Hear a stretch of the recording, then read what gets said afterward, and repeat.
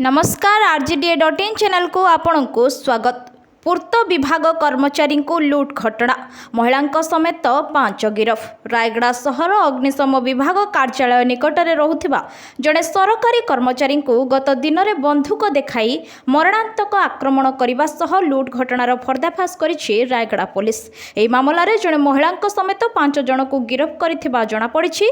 गिरफ होइथिबा व्यक्ति माने हेले राजेश सेठी उर्फ राजा, रजनी राणी सेठी उर्फ रोजी, देवाशीष पाढ़ी, जसवंत नायक व उर्फ जेसु व हरेश रत्नालु। सूचनारू जनापड़ी रायगड़ा पूर्त विभाग में कार्य करुथिबा बसंत कुमार मिश्र को मार्च 12 तारिख विलंबित राति से घरे एकुटिया थिबा बेले जड़े महिला समेत 5 युवक हाथ में बंधुक, छुरी आदि मरणास्त्र धरी जोर जबरदस्ती घरे पशिथिले।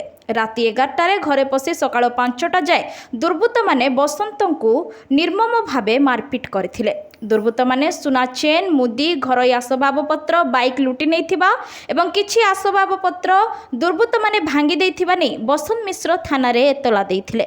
एपरिकी दुर्बृत्त माने तांको उत्कल ग्राम्य बैंक एकाउंट रो टंका उठाण फॉर्म दस्तखत करि नैथिबा सह बंधुक मुनरे दुर्बृत्त माने तांको फोन पे एकाउंट रो 11,000 टंका मध्य ट्रांसफर करि नैथिले बोली बसंत मिश्र अभियोग करथिले।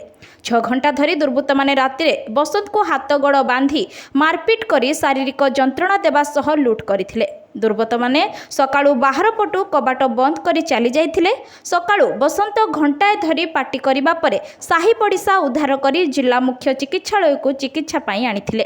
पुलिस घटना तदंत करी अभियुक्त मानक गिरफ करिथिबा जणा पड़िछि। सेमानक ठारू गोटे गैस सिलिंडर, गोटे ग्राइंडर, 2टी sound speaker, rice cooker, electric kettle एवं गोटे वाटर बोतल जबत करिथिबा पुलिस गणमाध्यम को प्रेस वार्ता सूचना दैछि। गिरफ व्यक्ति मानक पुलिस कोर्ट चालान करिछि।